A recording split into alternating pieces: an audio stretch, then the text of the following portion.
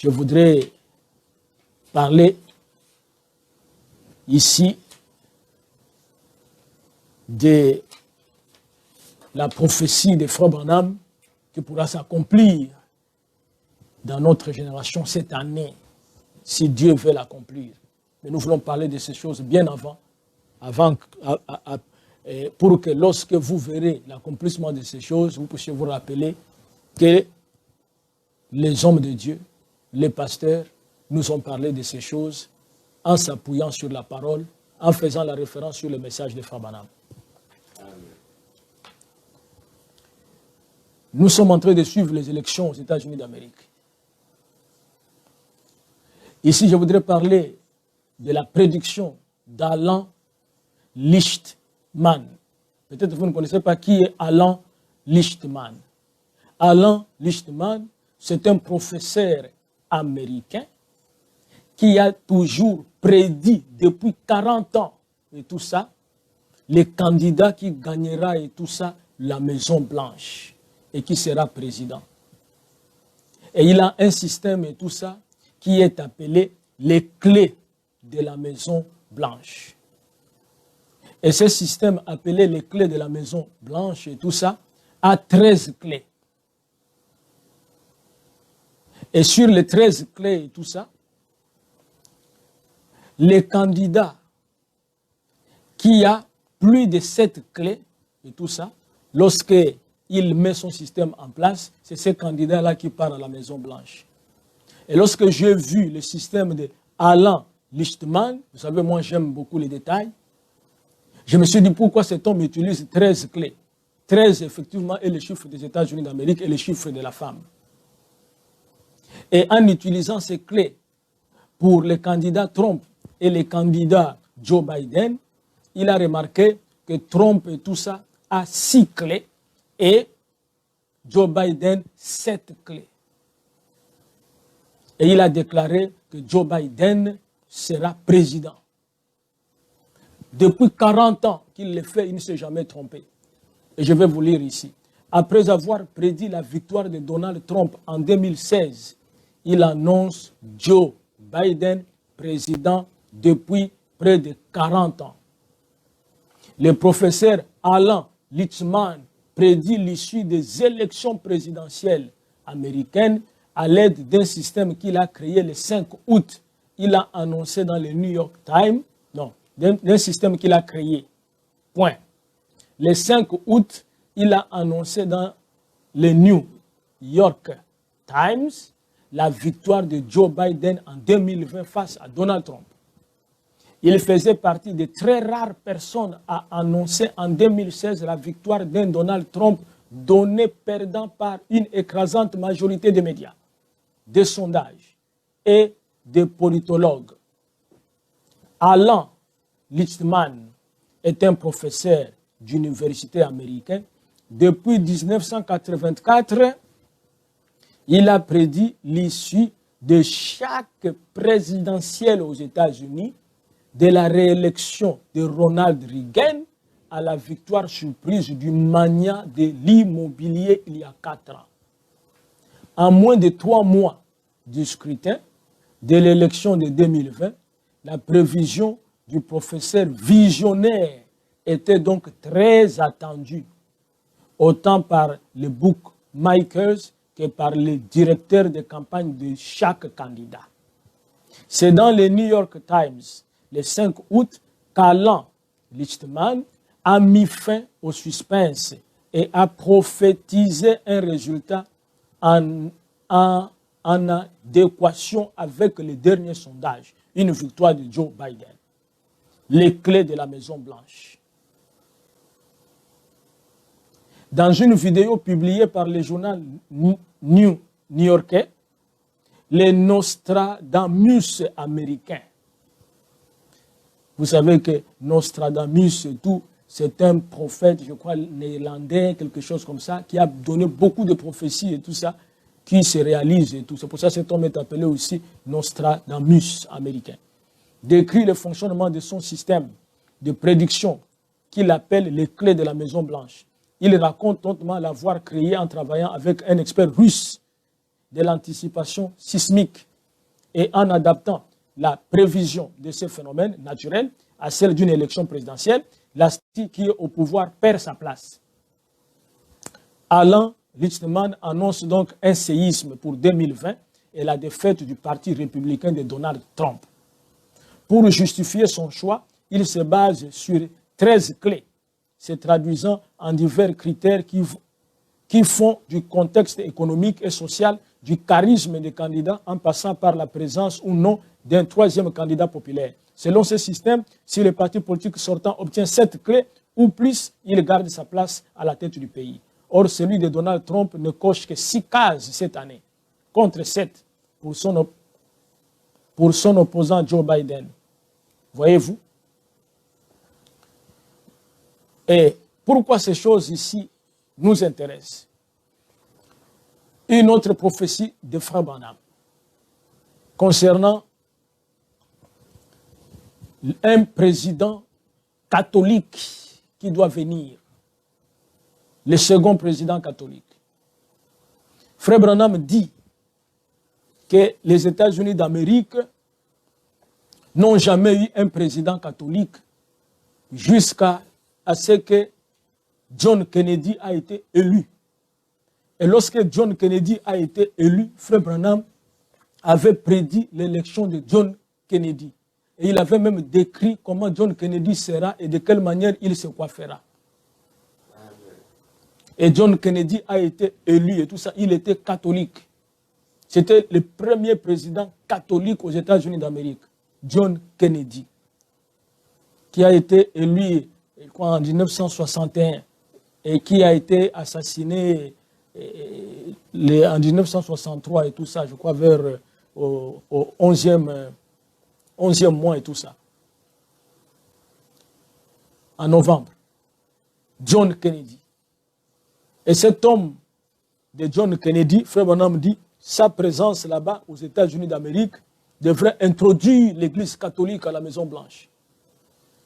Mais Frère Branham va nous parler ici dans le message Un super signe, paragraphe 166. Il y a plusieurs années, j'ai prédit avec exactitude la construction de la ligne Maginot, avec exactitude ce qui arriverait avec exactitude que Kennedy accéderait à la présidence.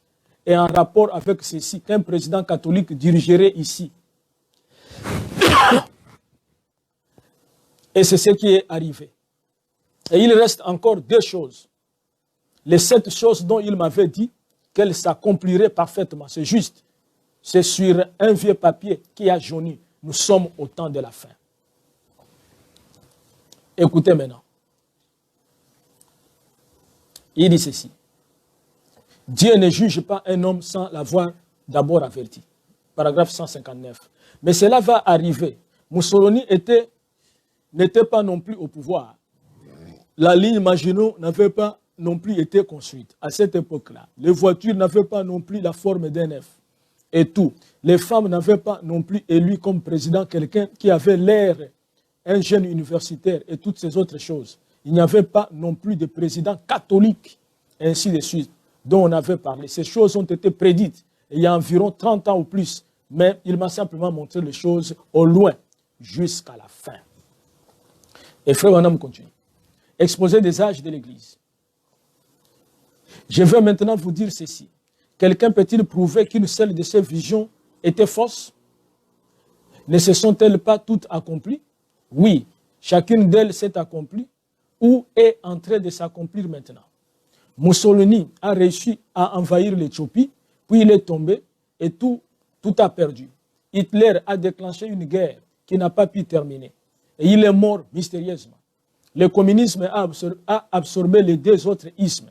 L'automobile en forme de bille de plastique a été réalisée et n'attend plus qu'un meilleur réseau routier. Les femmes sont à peu près nues et se mettent même à porter des maillots de bain qui ne couvrent pas leur poitrine. Et l'autre jour seulement, j'ai vu dans un périodique les vêtements même que j'avais vus en vision, si on peut appeler cela un vêtement. C'était un jarre de plastique transparent avec 3 points sombres qui ne couvraient qu'une petite partie des seins. Et il y avait en bas une zone sombre, comme un petit tablier. Écoutez, l'Église catholique est en train de s'élever. Nous avons eu un président catholique, et nous en aurons sans doute un autre. Je voudrais parler de ce que Frère Branham a dit ici. Nous avons eu un président catholique et nous en aurons encore un autre. Maintenant, écoutez maintenant bien. Je vais laisser d'autres citations.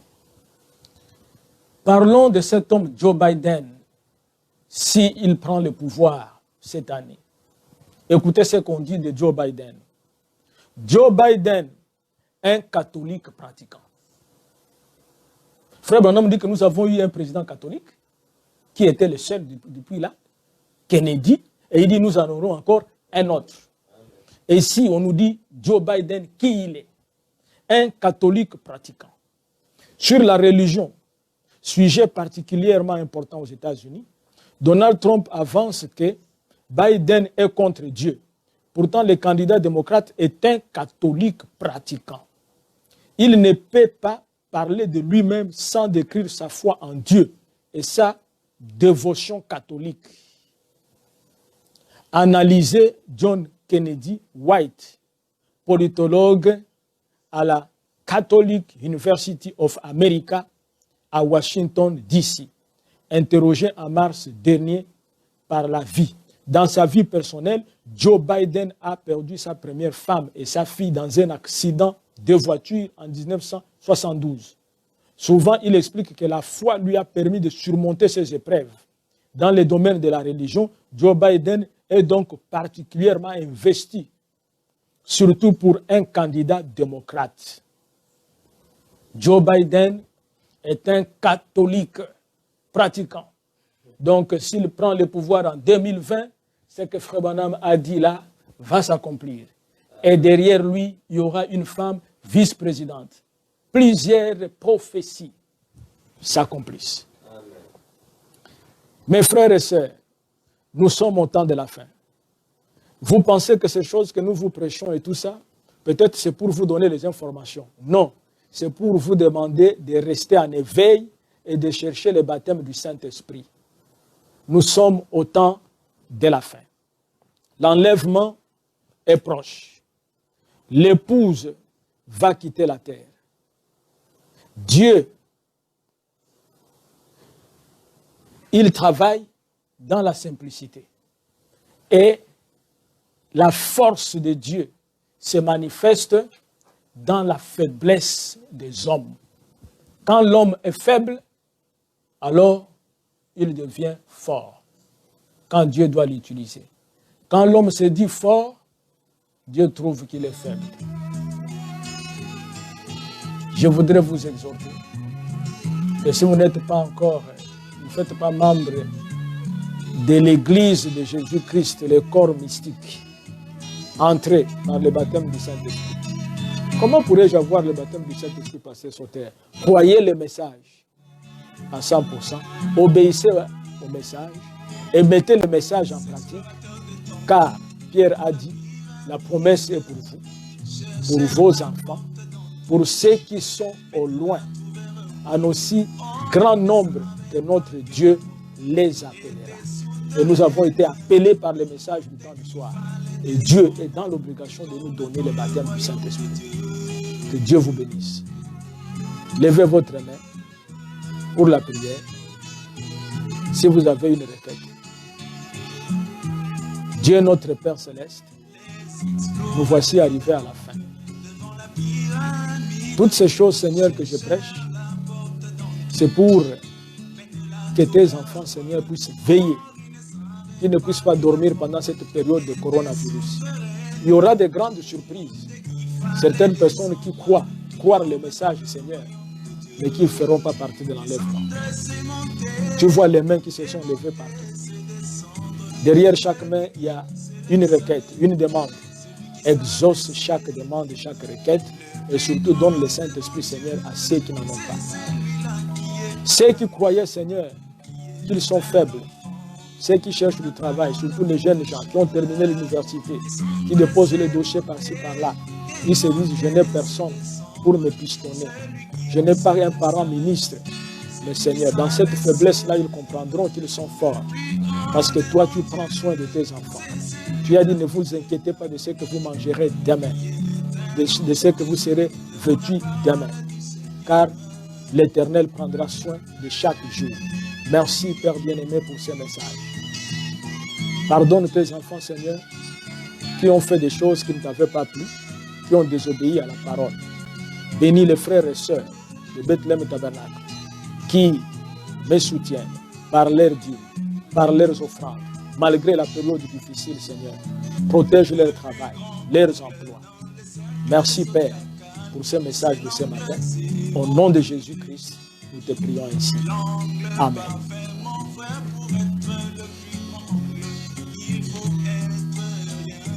Car Dieu résiste aux orgueilleux.